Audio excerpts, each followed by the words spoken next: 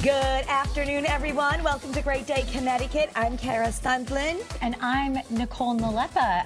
It says Scott Haney, but I'm in for Scott Haney today. Yes, you're in for Scott Haney.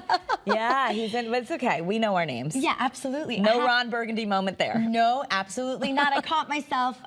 Veronica Corningstone, I suppose, right? Yeah. Happy to be back, though, reunited with my lunch lady. Yeah, we're on opposite shifts as you're covering for the maternity leave, Caitlin Nuglo. Yes. But we're together now, so now we're your afternoon coffee girls. Yeah, oh, I like that. Yeah? Your little Okay. pick-me-up that you may need, especially all you moms out there after school. It is going to be a great show. Just want to say, everyone, thank you who came out and helped raise money for the Alzheimer's Association of Connecticut. You know, 80,000 people living with Alzheimer's is in Connecticut, and we were scooping ice cream at Ben & Jerry's, which I am so happy to be back here. This job is so much easier.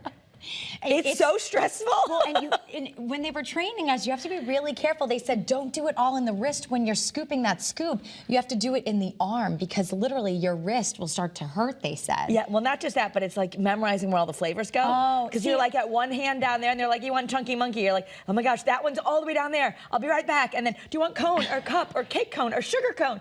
And there's lines out the door. Did you work in the food industry?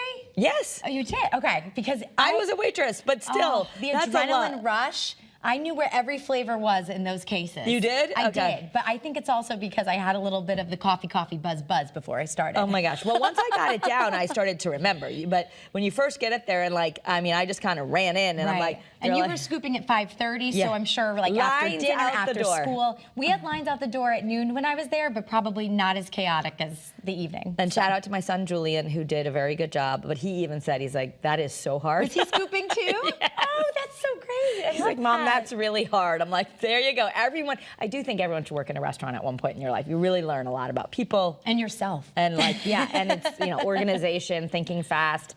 Anyway, would you rather get married or have a pet?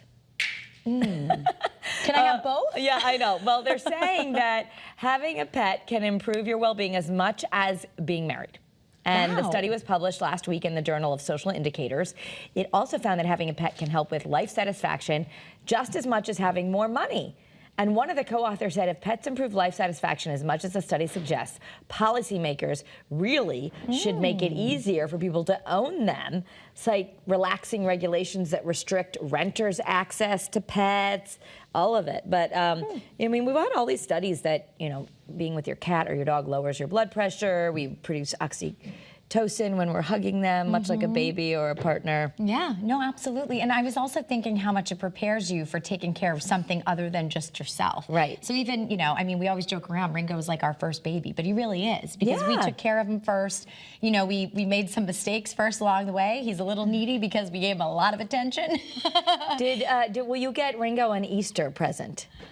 Yes. Okay. I think so. I think the Easter Bunny usually leaves him something. Oh, the Easter Bunny doesn't forget pets. Okay, no. And then usually we'll do a little something for the kids and for him too. Like a toy. So Easter spending is expected to forecast, despite all the craziness of the economy, they're saying it's going to go up 5%.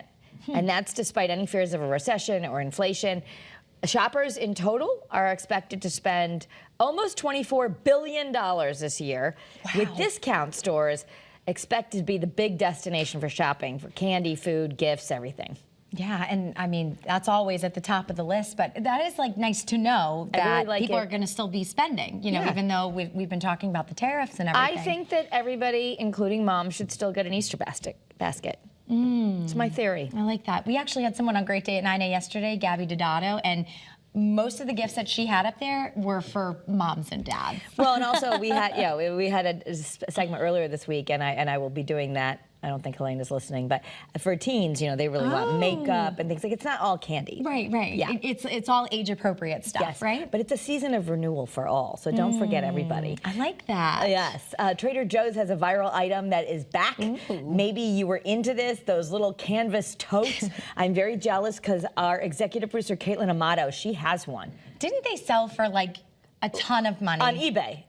People were selling them on eBay for like $100. But now they've got pastels. Look at this. They're only going to cost you $2.99 a bag, but if you can get one. Yeah, there's a limit of 4 to 6 per customer though, depending on where you shop. So Caitlin, can you please get us each 2? Wait, you found them? They were there? Oh. Should we release the special findings? Okay. Manchester had them yesterday. I wonder if West Hartford has them. I would like them. Let me know. Yeah. I'll Venmo you $5. I mean, I generally, I'll have to $6. ask Melissa Cole. I don't usually go because it's like you know me, I like to get my groceries from online because Because it's more convenient. Yeah, I spend less money that way too because I don't do impulse shopping. When I go to the big box stores, you know, we're talking Costco, BJ's, if I don't have a list, forget about it. No, but that's why I do Costco Smart. from Instacart because No, I get that's in-store good. prices, but Smart. then I usually just go back to what I ordered before, so then I'm not tempted to buy all this other stuff. All right, mom life moves fast. We do want to make sure you get what you need to know without having to slow down. So fast that Nicole is going to do your Mommy Minute and host the show. All right, can't wait. It's multitasking mamas here. Hey, Instagram, they just unveiled some new protections that it's adding to teen accounts. Among the changes, teens under the age of 16 will be prohibited from going live without a parent's permission. A teen will also need a parent to allow them to turn off the feature that blurs images that may contain nudity and direct messages. Instagram's parent company Meta says that they'll make these new protections available in the next couple of months. And now to a wild story in Philadelphia to tell you about. Did you see this? Pallbearers ended up falling into their loved one's grave while carrying a casket. Oh my God, that's terrible. This all happened when the casket was placed on a wooden platform right above the burial site. Some of the men were even stuck underneath the casket in the plot, but thankfully everyone is okay. And more Americans than average are turning to their retirement accounts for emergency cash. Retirement plan provider Empower says hardship withdrawals from 401ks are running about 15 to 20% above the historical norms.